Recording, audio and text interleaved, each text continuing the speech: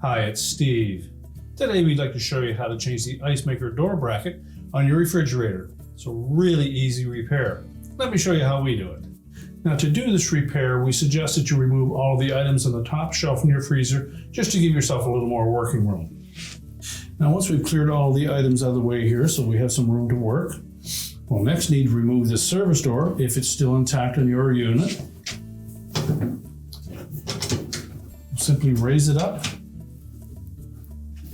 and then either spread the arms on that bracket with the door raised. You can then just spread those hinges enough that we can remove the door. We'll just set that aside. Now we can remove the defective bracket. It's held to the ceiling of the freezer with 1/4-inch hex head screws.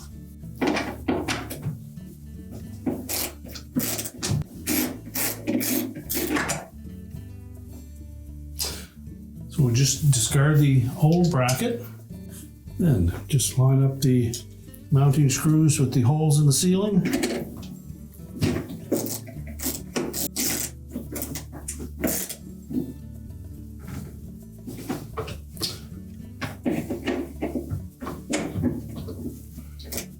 And use caution that you don't tighten those too much, that you strip them out.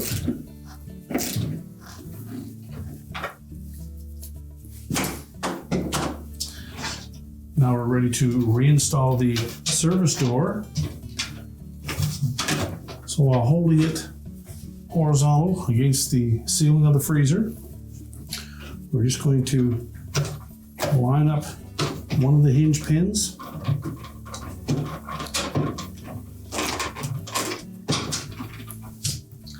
Then we'll just spread the opposite side far enough to push that pin into the slot. You can also push sideways on that door to take a little of the tension off of it.